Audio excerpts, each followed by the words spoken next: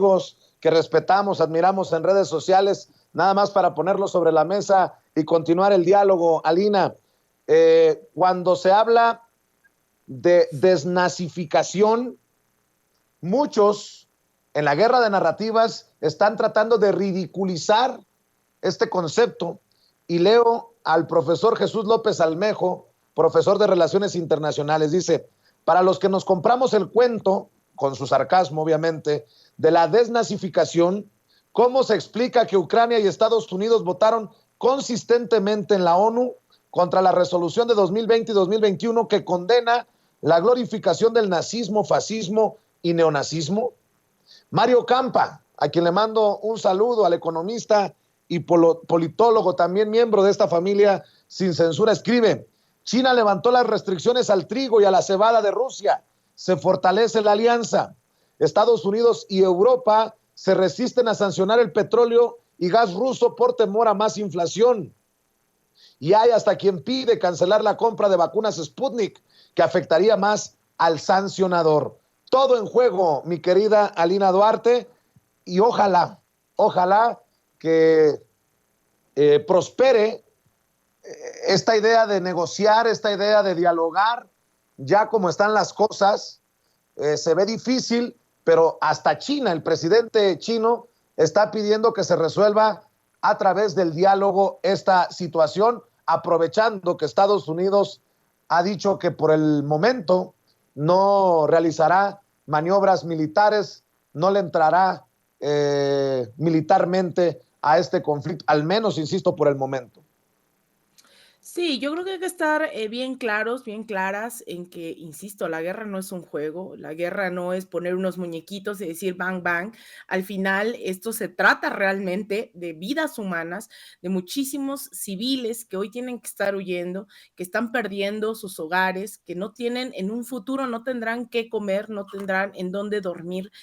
Las guerras son muy crueles, ¿no? Y también hay que pensar en todo el rol que ha tenido todos los medios de comunicación y también en ese llamado a la responsabilidad de la información y la contrastación de información que se está dando a cabo en estos momentos que son cruciales, ¿no? No podemos negar que en algún momento, pues sí, justamente el New York Times o el Washington Post se han dedicado a legitimar, ¿no?, las narrativas de Estados Unidos y que en algún momento pedían disculpas, ¿no?, el New York Times por seguirle el juego al gobierno estadounidense y provocar una guerra, una invasión en Irak. Estamos en momentos decisivos en donde también la oposición mexicana se ha montado en este debate y también por eso les decía, ¿no? La oposición mexicana con esta lógica colonialista que todo el tiempo traen en la cabeza, celebraban esta postura de Marcelo Ebrard y eso dice muchísimo de quiénes son, ¿no? Se quejaban de si llegaba tarde o no, algunos minimizaban que gobiernos como Venezuela, Cuba, dijeran, estamos también hablando de la autodeterminación de los pueblos en esta región prorrusa, pero también independentista, ¿no? De Ucrania, y lo minimizaban, como minimizaban el tema del fascismo en el siglo XXI. Es que a mí me parece inconcebible que todavía no entendamos que sí hay personas que están en pro de salir a asesinar a otras poblaciones.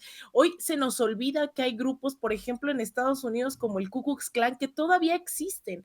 Eso no es un mito del siglo pasado. Estamos en el año 2022 y hay células del Ku Klux Klan operando en Estados Unidos, como hay grupos militares ucranianos neonazis, ¿no? O sea, eso es evidente, eso hay pruebas, ahí están esas personas levantando suásticas, hablando de discursos de superioridad, de supremacía, como lo hicieron en su momento también en Grecia, en este siglo. Entonces, no estamos ante cualquier cosa, la postura de México también debe estar, y eso hay que entenderlo, ¿no? No estamos en la Patagonia, estamos geográficamente junto a Estados Unidos, y también creo Andrés Manuel trata de hacer esas similitudes, ¿no? El presidente habla de invasiones, habla de hacer estas equivalencias históricas entre cómo nos han invadido Francia, Estados Unidos, cómo nos han arrebatado el territorio, pero que quede claro también que cada momento, ¿no? Y hoy en el siglo XXI tiene sus especificidades este conflicto entre Rusia y nos quieren embarcar también en cosas que no nos corresponden.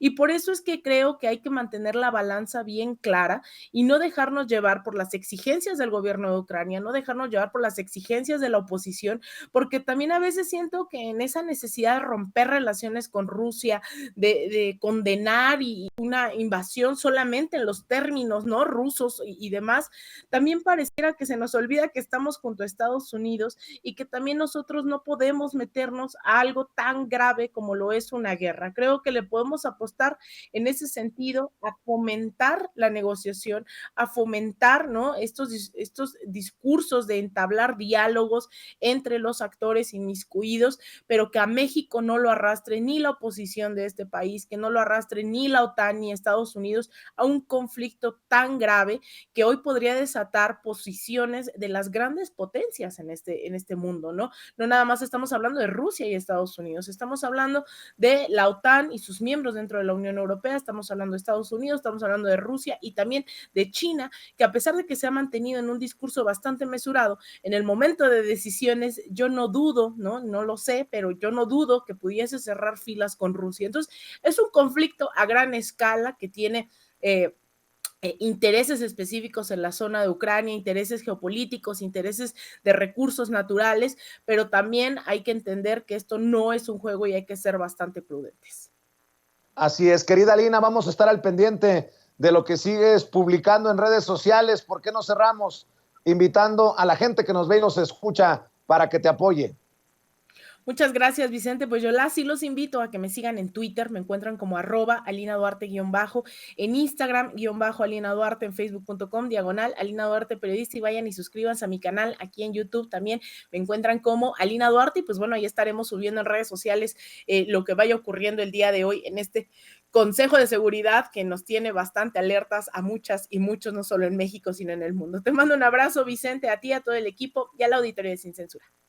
Gracias, querida Alina Duarte, nuestra corresponsal Alina Duarte, y en efecto, estamos al pendiente de lo que se diga, de lo que se declare en el Consejo de Seguridad de la ONU. Recuerde que México forma parte no permanente, es miembro no permanente de ese Consejo de Seguridad de la ONU, y por eso es importante retomar las declaraciones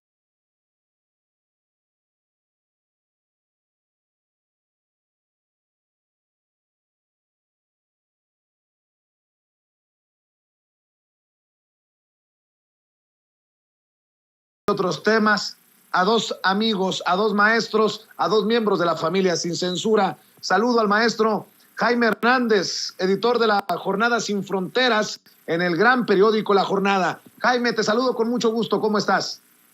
Don Vicente, buen día tenga usted en este viernes soleado en la Ciudad de México.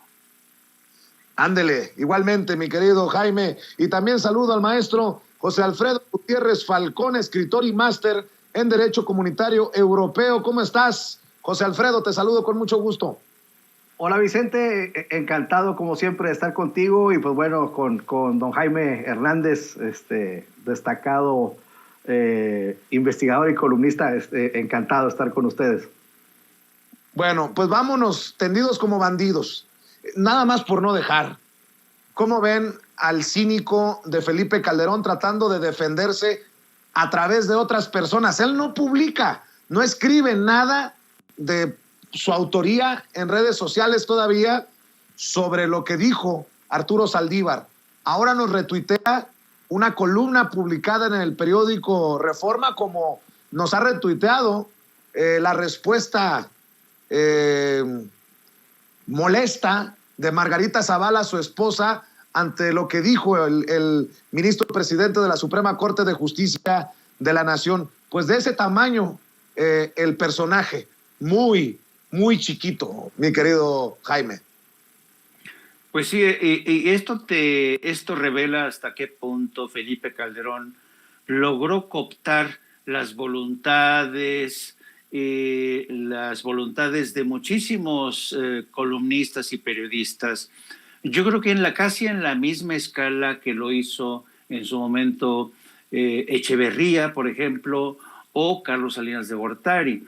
Felipe Calderón creó y nutrió profusamente, los nutrió bastante bien, los consintió bastante a estos columnistas que convirtió en cortesanos de su presidencia, ¿no?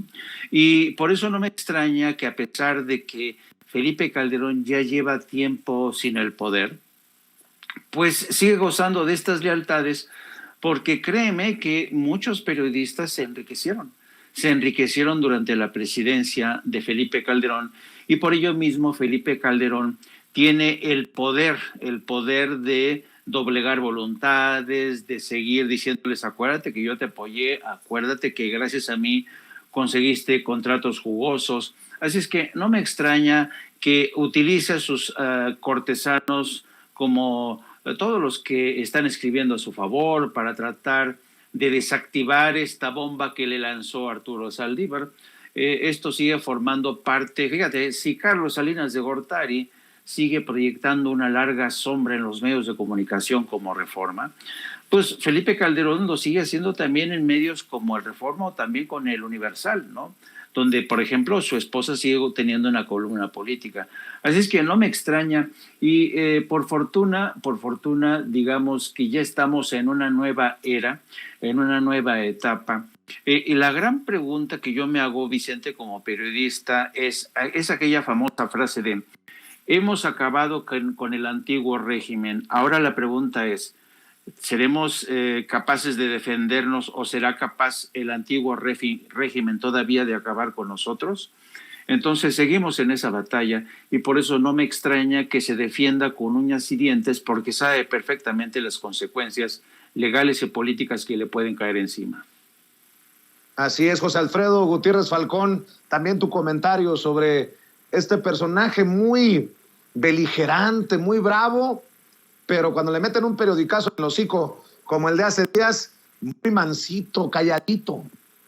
Pues sí, ahora lo que pasa es que las declaraciones del presidente de la Suprema Corte pues son algo serio, es algo muy, muy fuerte, y creo que en este caso pues ya está, yo creo que este es el primer caso de cobardía más fuerte que le hemos visto a Felipe Calderón. Ya nos tiene acostumbrados a una especie de un comportamiento totalmente pues cruento, un comportamiento cínico, y ahora lo vemos totalmente sobajado detrás de un tuit que la verdad da mucha pena, porque imagínate que un expresidente de una nación como México esté escondiéndose atrás de este tuit. O sea, significa muchísimas cosas. Yo creo que por primera vez estamos viendo a un Felipe Calderón acobardado en extremo, sintiendo ya muy cerquita muchas cosas. No debemos de olvidar que cada uno de sus colaboradores han ido cayendo uno por uno de la Policía Federal, su secretario de Seguridad, y esto nos muestra, nos refleja de cuerpo entero a un personaje menguado totalmente políticamente, totalmente rebajado en su calidad moral, inexistente, diría yo. Y esto pues es el reflejo de que vimos en esta red social que se llama Twitter, y pues ya estamos viendo una debacle, yo creo, de tanto Felipe Calderón y pues también de Margarita Zavala, que hace apenas 15 días todavía andaban dándole duro ahí al tema de la casa de Houston, y de repente les cae este balde de agua fría, que aquí sí hay todos los fundamentos, y lo está denunciando ni más ni menos que el presidente de la Suprema Corte de Justicia de la Nación, y en ese sentido pues creo que los agarraron de bajada por completo. Y ahora sí, vamos a ver cómo empiezan a concretarse, a fundamentarse, a concatenarse todos estos hechos, todas estas pruebas circunstanciales de toda la operación que se hizo para tratar de ocultar, de reprimir todo lo que tuviera que ver con una probable responsabilidad de la familia de Margarita Zavala. Y como lo decía el presidente de la República, lo raro es que lo encubren en lugar de decir, bueno, pues que se haga lo que se tenga que hacer, como se ha hecho en el caso de la Casa Gris y en el caso del hermano de Andrés Manuel López Obrador, pues que se ventile, que la vida pública sea cada vez más pública. Entonces, ¿por qué toman esa postura de querer, esa postura mafiosa de querer amenazar, de reprimir, de no dejar que salga ese avión para que se curen los niños heridos? Es decir, estamos viendo ya una fase de Felipe Calderón en total decadencia. Esto creo que viene a darle un martillazo al clavo de la lápida política de Felipe Calderón Hinojosa. ¿Y qué me dicen de personajes? Perdón, yo no tengo fijación con Loret, pero los que están utilizando a Loret lo utilizan como estandarte para decir que los periodistas estamos bajo ataque en México. Y mi querido Jaime Hernández, después de un tema tan serio, pues creo que queda hasta para el pitorreo esta fotografía que publica un político de Guerrero que dice: es un gusto saludar al periodista Carlos Loret en el Abierto Mexicano de Tenis, siempre bienvenido a Acapulco. En el mismo día en el que el periódico The Washington Post publica su foto y dice que los periodistas en México están bajo ataque. Bueno, para los periodistas que estén bajo ataque hay que irnos al Abierto Mexicano de Tenis y ahí vamos a estar muy seguros, si es lo que hace el más atacado de los periodistas en México, Carlos Loret de Mola, aunque mis fuentes me informan, nótese mi sarcasmo, que ya iba nuevamente a tierra de conflicto a cubrir el conflicto en Ucrania, pero agarró un vuelo con escala en Acapulco. Nótese mi sarcasmo, mi querido Jaime. Sí, fíjate que te voy a ser muy franco, Yo, la verdad, te juro que no termino de entender cómo es posible, como un diario tan prestigioso como The Washington Post, que ha escrito quizá las páginas más interesantes en la historia, uno de los dueños, precisamente, ahorita me acuerdo de su nombre, ahorita me acuerdo del nombre de Graham, Phil Graham, se llamaba Phil Graham. Tú sabes que Phil Graham, heredó el periódico Phil Graham, y antes de suicidarse, Phil Graham, él solía tener columnas, y recuerdo mucho que acuñó una de las frases más interesantes, más importantes en el periodismo, que dice: el periodismo es el primer borrador de la historia. Y yo no me explico cómo un periódico que tiene esta trayectoria, después de suicidarse, lo hereda su esposa Katharine Graham, que realmente lo convierte en periódico de referencia con el escándalo del Watergate. Yo no me explico cómo ese periódico pudo haber caído tan bajo a la hora de entender a un país como México. La única explicación que tengo, y creo que es la más plausible, es que en este afán de Jeff Bezos, el nuevo dueño del Washington Post, que lo adquirió en el 2013, Jeff Bezos tiene la ambición de convertir The Washington Post en un periódico global. Pero claro, una cosa es decir: quiero que este periódico sea global, que se lea en español, en inglés, en francés, en italiano. Una cosa es tener esta ambición y otra cosa es realmente crear un periódico, Washington Post, que conecte con las necesidades, con la sensibilidad y con la realidad política, social, económica de un pueblo como México, que a pesar de que somos el vecino de Estados Unidos, a pesar de que estamos en avión, estamos a 3 horas de Washington, a pesar de ello y a pesar de que estamos en la época de las redes sociales, de la comunicación instantánea, el Washington Post sigue creyendo que Carlos Loret de Mola es el epítome de lo que es la libertad de expresión, ¿no? Y entonces eso te habla de la falta de, ya no diría de la poca profesionalismo, sino de la escasa escrupulosidad de Washington Post, porque tienen aquí 2 corresponsales. Los corresponsales no pudieron haber llamado a su departamento editorial, primero en español y luego en inglés, decirle, señores, creo que estamos haciendo aquí el ridículo, presentando como héroe, como paladín, como representante del periodismo más sacrificado, noble en México, a un farsante. Entonces, a mí me tiene muy desconcertado. Yo creo que The Washington Post está pagando en muchos sentidos una cuota muy alta en este afán de convertirse en un periódico global, y creo que el que abraza, como dicen, el que abraza mucho, aprieta poco.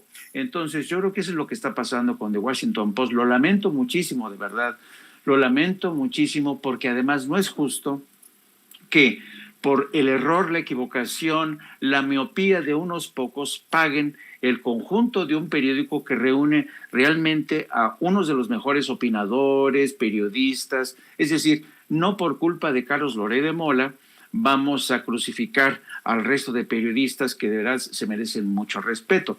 Pero, insisto, yo creo que este es un tema, ya desde mi punto de vista, están escribiendo en tiempo real el Washington Post uno de los capítulos más oscuros, más incomprensibles en la larga trayectoria de este periódico, que ha sido quizá uno de los periódicos más respetados de mayor referencia internacional, querido Vicente. Pues ahí está José Alfredo Gutiérrez Falcón, el periodista más atacado de México, el emblema de la oposición, pues en el Abierto Mexicano de tenis, y no se veía muy preocupado, que digamos, si no es que lo quiera ver en una esquina llorando, pero no la chinguen. Sí, pues vemos cómo es un estado de cinismo, pues que no tiene llenadera, no tiene dimensiones, y lo peor de todo es que todavía que él se presente ahí y que la gente todavía se quiera tomar fotos con él, o sea, eso es lo más preocupante, ¿no? Es como cuando vas a ver una mala obra o un mal espectáculo y dices, bueno, pero está bueno el espectáculo, digo, ni modo, pues así estuvo el espectáculo, pero cuando la gente se para para aplaudir, hacerle una ovación de pie, pues dices, entonces sí estamos en un problema, ¿no? Entonces, eso es lo que está ocurriendo, y creo que es algo como lo que dice Andrés Manuel López Obrador, que hay gente que no va a cambiar su postura así, llueva, truene o relampaguee, y pues ahí lo estamos viendo, hay gente que se siente orgullosa de tomarse una foto con Loret, ¿no? Entonces, después de todo lo que ha ocurrido, porque hay gente que lo admira por simplemente atacar al presidente de cualquier manera. Yo creo que de ahí viene la admiración por este personaje, y pues de esa forma pues sigue siendo uno de los golpeadores. Y en el caso del Washington Post, pues vemos cómo el cambio de propietario, el cambio de accionistas, etcétera, pues sí le vino a afectar, ¿no?, a este medio que era muy prestigiado. Y pues aquí en México tenemos un ejemplo, toda proporción guardada, cuando ya no está don Julio Scherer, pues ya prácticamente el proceso se convierte en una cosa totalmente diferente a la que nosotros esperábamos domingo a domingo para estar pues yendo a comprar esta revista. Entonces, pues yo siento que es un parteaguas, es una hora de definiciones, citando otra vez a nuestro presidente Andrés Manuel López Obrador, en donde ya no caben medias tintas, y ahí es donde estamos viendo una lucha entre dos poderes que siempre se ha dado, el liberal y el conservador, y pues en ese orden de ideas es donde hay que ir acomodando las cosas, y pues saber que los conservadores son pues muy duros, no les entra ni el hacha, ¿no?, en la cabeza, y entonces pues bueno, tenemos que contar con esto y saber que hay un grupo ahí, quizá cada vez más reducido, pero siguen estando ahí de manera pues monolítica, aguantando y haciendo héroes a quienes son totalmente personajes deplorables. Déjenme preguntarle su opinión acerca de la situación en Ucrania y las maniobras militares de Rusia precisamente en aquel país. Y se los voy a preguntar desde esta perspectiva y le voy a pedir a mi equipo de producción, a don David, que nos proyecte la cuenta de Twitter del respetado Julián Macías Tobar, activista contra la desinformación, quien desde su trinchera, Pandemia Digital, ha dado cátedra en muchas ocasiones aquí en Sin Censura y la sigue dando en otros medios también sobre el nivel de infodemia que nos ataca y sobre todo en estos momentos de conflicto hay medios de comunicación que están quedando en ridículo, él los está exhibiendo y esto refleja la gran necesidad, la gran responsabilidad de que las audiencias cuiden dónde se informan. Me voy a ir paso por paso. Por ejemplo, dice Julián Macías, pues no está el horno para bollos para que en el programa de Susana Griso pongan imágenes de un videojuego como si fueran bombardeos reales. Se trata del juego Arma 3 y pone el link para que las personas que lo siguen en Twitter vean cómo se usa este video del juego como si fuera real. Esto lo escribió ayer Julián Macías Tobar. También dice, el telediario de Antena 3, el más visto en España, abre la noticia de bombardeos de Rusia sobre Ucrania con imágenes de una explosión en Tianjin, China, de 2015. ¿Quién da más? También usaron imágenes de un videojuego en el programa con más audiencia de la mañana y hace un hashtag apaga la tele. También escribe Julián Macías, el videojuego del que señalaba tuvo a más de 177,000 personas en directo. Millones de personas vieron durante horas un videojuego de guerra en un Facebook Live con el anuncio de Breaking News y el titular de que los aviones rusos bombardeaban Ucrania, mientras Facebook cobra anuncios de empresas como Colgate. Twitter también permitió a decenas de usuarios que publicaran el video como si fuera real. Aún siguen estando varias publicaciones como si el juego fuera un bombardeo real de Rusia sobre poblaciones de Ucrania. Por eso le pido que esté al pendiente. Y yo agradezco que Julián Macías Tobar esté haciendo este trabajo desde sus trincheras digitales, porque de otra manera, pues muchas personas se tragarían completita esta basofia de cobertura de muchos medios de comunicación en esta guerra de narrativas por lo que ocurre al otro lado del mundo, Jaime Hernández. Sí, yo tengo que confesar que en el curso de los últimos días, a mí, tú sabes que yo he sido enviado especial perdón. ¿Aló? ¿Me escuchan? No, te iba a comentar, querido Vicente, que en el curso de los últimos días en el que yo he estado asomándome a lo que está Ucrania, yo he visto realmente con un sentimiento de tristeza, esa es la palabra, la guerra de desinformación que se ha instalado hacia ambos lados del espectro. Encuentro que se ha creado un ambiente tan tóxico, que no puedes hablar en claro, ofrecer información fidedigna sin que te ataquen, sin que te acusen de ser filorruso o filogringo, ¿no? O rusófobo o estar en contra. Mira, yo tengo este cuadro que es producto de una de las primeras coberturas que yo hice hace muchos años. Este cuadro, como tú podrás ver, son soldados que llevan a la espalda televisiones, ¿no? ¿Y qué es lo que quiso decir el artista cuando realiza ese cuadro? Dice, no, pues la guerra se ve a través de la televisión, a través de los grandes medios de comunicación. Y yo estoy seguro de que mucha gente puede observar desde el confort de su sala de estar estas imágenes de soldados que de forma virtual ellos están viendo cómo se mueven, pero solamente a través de la televisión. Bueno, hasta ahí parte de mi primera parte del argumento. Hace escasos minutos, Vicente, yo tuve una conversación con un par de diplomáticos de muy alto nivel de Alemania, Inglaterra, y otro de España. Y hace unos momentos también hubo una comunicación de algunos diplomáticos de la Unión Europea con parte del gabinete del señor Zelensky. Bueno, lo contaron y no tengo por qué no creerles, son gente serias, es que están realmente desesperados en Kiev y que le están pidiendo a Estados Unidos y la Unión Europea que se pongan de acuerdo para crear una zona de exclusión aérea sobre Kiev. Pero claro, si los europeos y Estados Unidos acuerdan poner una zona de exclusión aérea sobre Kiev, Rusia se va a encabronar, ¿no? Y entonces se pueden meter todos en un problema.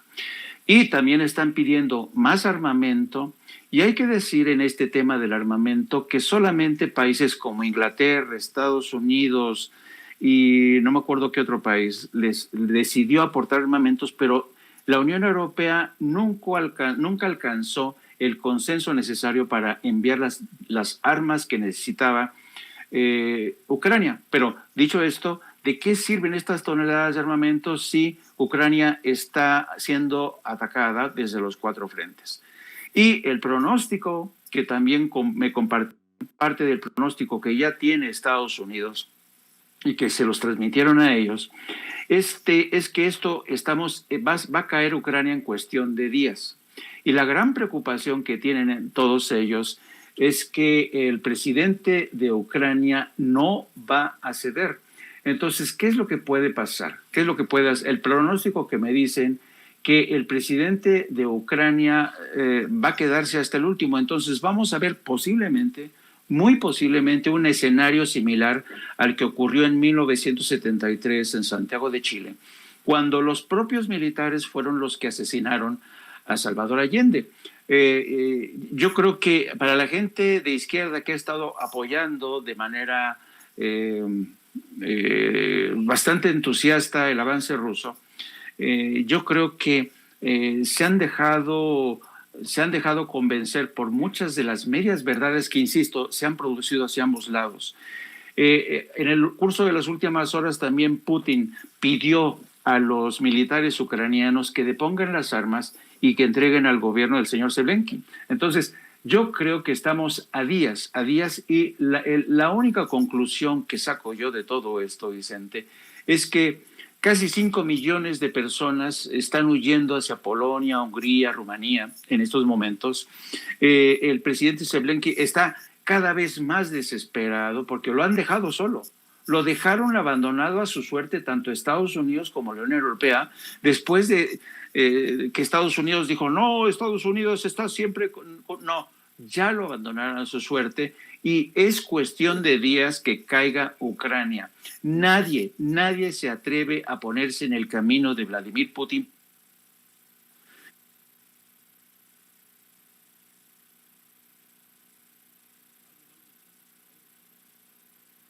Pero te seguimos escuchando.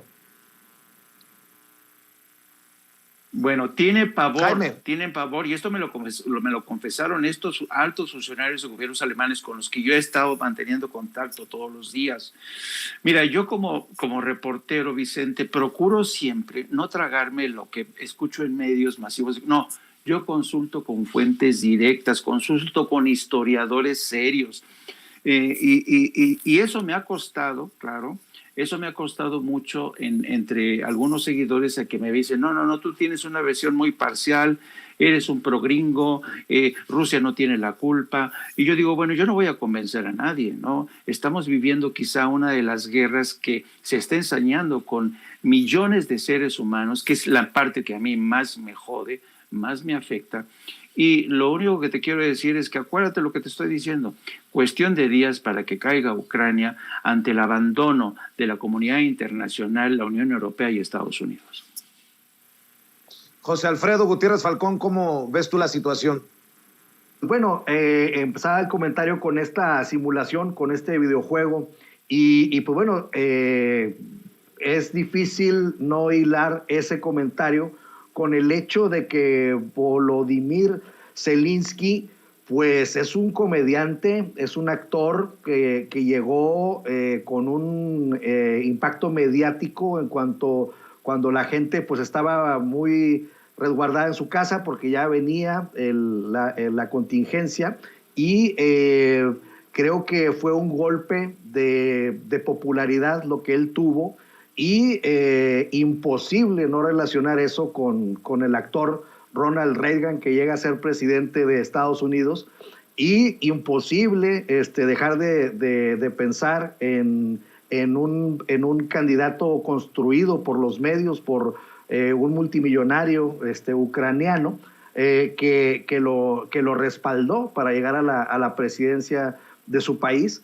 Y entonces también estamos viendo la construcción de una candidatura que se hizo a través de un programa cómico en donde él hacía las veces de un presidente de su país. Entonces, ahí hay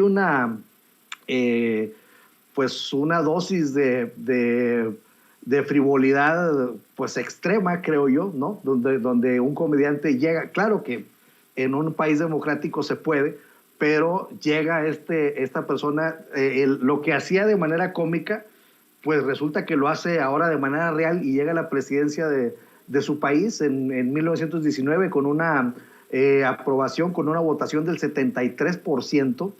El error que creo yo que comete él es que con esa legitimidad con la que llega, con ese número de votantes que llega, se pone de tapete con la OTAN y con la Unión Europea, ya habiendo un crecimiento de la OTAN en esa parte de Europa del Este, y pues le pone la cereza en el pastel y se hace muy proclive a la OTAN, se hace muy proclive a Estados Unidos, y pues ya había habido mucho armamento ahí enviado por los aliados en la mera frontera con Rusia, y esto me hace recordar pues la crisis de los misiles en el momento más álgido de la Guerra Fría, cuando la Unión Soviética envía misiles o envía misiles hacia Cuba que no llegaron, pero fue un momento de crisis fuertísimo. Entonces, pues Vladimir Putin dice, bueno, pues ¿qué harían ustedes si Rusia pone misiles en Canadá y en México apuntando hacia Estados Unidos, ¿no? Entonces, ya venía cocinándose esta situación. Creo que esta persona, con la falta de experiencia política, militar y de todo tipo en el gobierno, pues comete el grave error de decir, bueno, pues ahora yo voy a promover más la alianza con la OTAN, voy a promover más mi integración con la Unión Europea, y esto pues definitivamente crispa los ánimos. Ahora, la postura de México ha sido muy clara, que está en contra de la invasión a Ucrania, pero el antecedente es muy interesante porque nosotros no lo conocíamos, hasta apenas ahora empezamos a tener algo de información al respecto.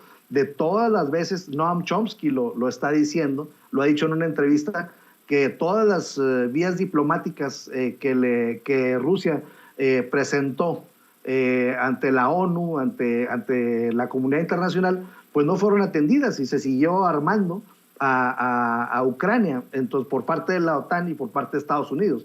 Entonces, pues bueno, esta es una reacción que sí es ilegal, va contra el derecho internacional, pero sí es interesante analizar el dislate del presidente ucraniano, porque él pudo haber tomado una postura ecléctica entre las dos hegemonías y salir beneficiado, pero al momento de que se entrega por completo a los Estados Unidos, pues ahí es donde pierde, y ahora resulta que a los que se les puso de tapete, pues ya lo dejaron totalmente abandonado. Eso demuestra claramente que fue un error, no supo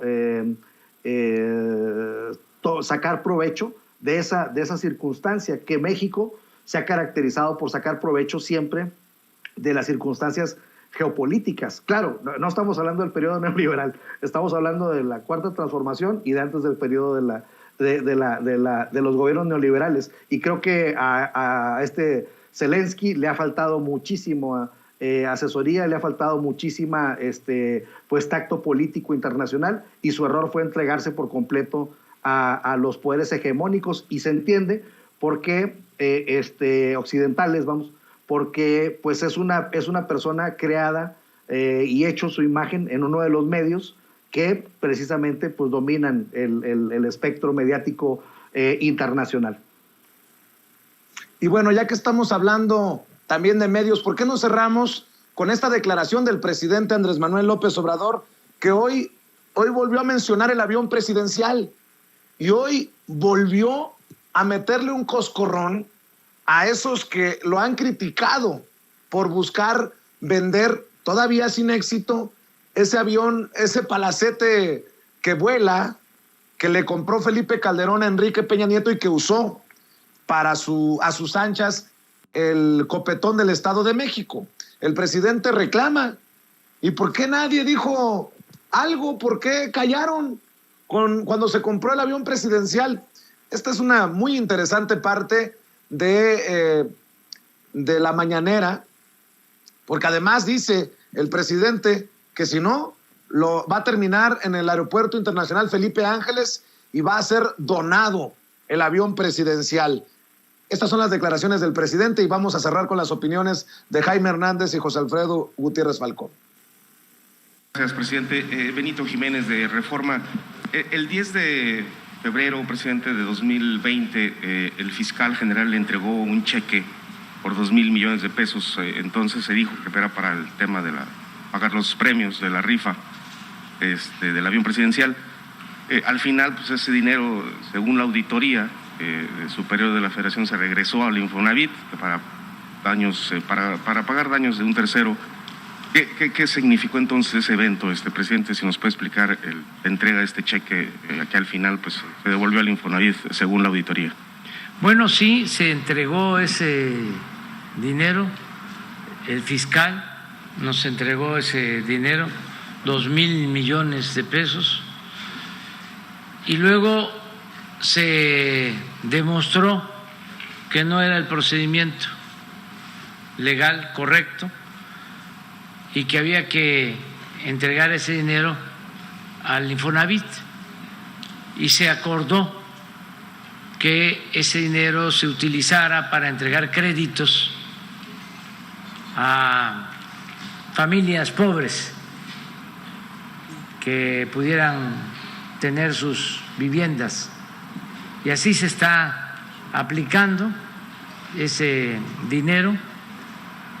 Y en el caso de la rifa del avión ya no fue necesario, porque se vendieron la mayor parte de los boletos y se entregaron todos los premios. En esta tesitura, presidente, ¿sigue generando costos este avión? ¿Cuál es el destino, el estatus de este avión? ¿Ya se intentó vender? Bueno, canjear? el avión vamos a seguirlo recordando, porque en su momento nadie dijo nada, callaban, guardaban silencio, pero se permitió que Calderón le dejara comprado un avión al presidente Peña Nieto, extravagante, un avión que no lo tenía ni Obama, un avión de lujo. Imagínense, 75 metros de largo, para 240 pasajeros. ¿Cuántos pasajeros se trasladan en un autobús? 50. Imagínense el tamaño del avión. para 240 pasajeros, que además pues no van tan apretados como en el camión. Y miren, a mí, es mi opinión, a mí sí me resulta importante que el presidente lo vuelva a poner sobre la mesa. Le tiraron la recta y el presidente le pegó de jonrón, poniéndolo en términos de pelota como le gusta al presidente. Y es que, ¿cómo es que callaron? Si no todos, casi todos los medios, los analistas, los periodistas, que son los que ahora critican que el presidente no ha podido vender el avión, o más aún, fíjese, en momentos en que Arturo Saldívar dice que fue golpeado duramente por la prensa, presionado también en tiempos de Calderón, son los mismos de los mismos.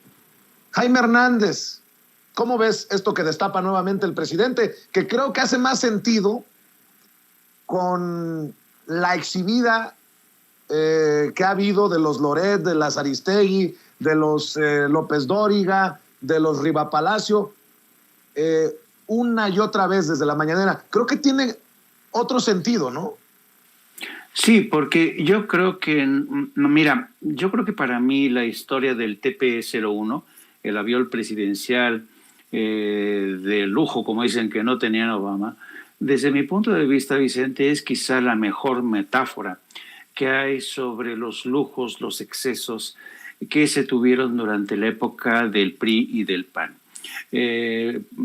Porque quizá el TP-01, insisto, es el símbolo de esos excesos, ¿no? De esas era en la que no había rendición de cuentas, en la que el gobierno del PRI, el gobierno del PAN hacían lo que se les pegaba la gana. ¿Te acuerdas de las giras del presidente Enrique Peña Nieto para visitar a la reina? Bueno, se llevaron hasta el Perico. Viajó toda la familia, entonces, y también con Felipe Calderón, cuando iba de viaje, no solamente se llevaba miembros de su gabinete, no, se llevaba una corte de periodistas, de columnistas, a quienes consentía, ¿no? Entonces, entonces estos excesos se convirtieron en la nueva normalidad de esa época, ¿no? Yo recuerdo cuando las interparlamentarias, por ejemplo, de México a Estados Unidos, se convertían en el mejor pretexto para que los congresistas mexicanos se fueran de shopping, ¿no? Y recuerdo, porque yo fui testigo de cómo en reuniones interparlamentarias entre España y México, los diputados del PRI agarraban, le pedían al embajador, al chofer prestado, se iban de briaga y de putas. O sea, esa era la realidad de abusos, de excesos de esa era, ¿no? Entonces, el hecho de que el presidente rechace ese símbolo de lo que fueron los excesos, para mí se me hace algo realmente encomiable, porque yo recuerdo que hasta hace poco uno de los grandes debates que se suscitó en Europa fue la idea de resucitar el debate a propósito de la ética que tenían que tener los gobernantes. Y, por supuesto, este debate que se dio en Europa no permeó en América Latina, y me atrevería a decir que ni siquiera permeó en países como España. Pero yo creo que ese debate sobre la ética, que es un debate filosófico existencial, es el que nos ha traído el presidente, y yo lo agradezco. Yo agradezco que haya ese debate ético sobre qué tipo de gobierno queremos, qué tipo de gobierno se permite tener un avión de lujo que nadie quiere comprar, porque, pues, ¿cómo vas a tener un avión así teniendo a más de 50 millones sumidos en la pobreza? Así es que, pero como dice el presidente, eso lo justificaba en los medios. ¿Por qué? Porque los medios eran parte del problema y nunca han sido parte de la solución. Eso es el problema que seguimos teniendo hoy mismo, Vicente. Y por eso medios como el tuyo siguen enfrentando estos ataques, te dicen de todo, te dicen de chairo, te dicen que le boleas los zapatos al presidente, pero que el telón de fondo de este gran debate que tenemos ante nosotros es un debate de carácter político, pero también ético. Un debate que se tiene que dar no solamente entre la cúpula política, entre la oposición y sobre todo entre los medios de comunicación. Los medios de comunicación tenemos la obligación de hablar siempre, de estar siempre del lado de la verdad. Tenemos que ser insobornables, no inventarnos, no mentir, no caer en medias verdades, no. Los medios de comunicación tenemos la obligación de tocar fuentes directas, de decir lo que vemos, lo que nos consta. Y a veces seremos comprendidos, a veces, muchas veces, la inmensa mayoría de las veces seremos incomprendidos. Pero yo creo que no hay que abandonar esta ruta crítica que ha señalado López Obrador, por fortuna, finalmente, para que todos sigamos apuntando por ese camino de el rearme ético de México en todos sentidos. Y hablo por los médicos, los abogados, los periodistas, los ingenieros, los arquitectos, los campesinos, los jornaleros, las amas de casa, en fin. Yo creo que es muy necesario este debate. Algunos quizá les resulta molesto, a algunos les estorba este debate sobre la ética, pero yo creo que nunca ha sido más necesario como hoy este debate sobre ética, moral y política. Así es, querido Jaime. Y antes de escuchar también tu reflexión, José Alfredo Gutiérrez Falcón, le adelanto que ya está la colega Nancy Flores, corresponsal de la revista Contralínea, en el sistema, y vamos a platicar con ella, pero también me acaba de llegar de último minuto, noticia de último minuto, lo informa en redes sociales Marcelo Ebrard, a ver qué dicen desde la oposición ponzoñosa y venenosa. El presidente López Obrador ha dispuesto se realice vuelo especial de la Fuerza Aérea Mexicana a Rumania para transportar a las familias que estamos evacuando de Ucrania y desean ser repatriadas a nuestro país. Agradezco el apoyo del secretario Luis Crescencio Sandoval. Vuelo especial de la Fuerza Aérea Mexicana a Rumania para transportar a las familias que están evacuando de Ucrania y que deseen ser repatriadas a México. Por lo dispuesto por el presidente Andrés Manuel López Obrador, anuncia Marcelo Ebrard. José Alfredo Gutiérrez Falcón, tu reflexión para cerrar. Pues bueno, en cuanto a esto último, siempre hemos visto una cercanía muy, muy estrecha cuando ha habido algunos episodios peligrosos por parte, siempre ha habido una solidaridad del gobierno de Andrés Manuel López Obrador en cuanto a acontecimientos de alto riesgo. Y ahí tenemos ni más ni menos que cuando se le salvó la vida a Evo Morales. Ese es el ejemplo cúspide, yo creo, ¿no? Y bueno, siempre con nuestros connacionales, cuanti más, ¿no? Porque Marcelo Ebrard siempre ha sostenido una relación incluso directa, ha tenido conferencias de Zoom con la gente que está en Ucrania y han reconocido y le han dado las gracias a estas personas, a estos connacionales nuestros que están en Ucrania o que estaban en Ucrania, el hecho de que se han comunicado con ellos de manera personal para atenderlos, y creo que esto es una prueba más de la sensibilidad del gobierno de México, del gobierno de Andrés Manuel López Obrador. Y con el otro tema, siguiendo a Jaime y suscribiendo todo lo que tan acertadamente dijo, creo que cuando, como dice el presidente de la República, cuando cambia la mentalidad, cambia todo. Y eso es lo que ha logrado Andrés Manuel López Obrador con este debate, entre otras cosas, sobre el avión presidencial. Antes eso se nos hacía normal, antes eso se nos hacía como que pues era lo común, y no reparábamos en los gastos, en las comparaciones entre, por ejemplo, esta aeronave con la de Estados Unidos o con la China o con la de Rusia.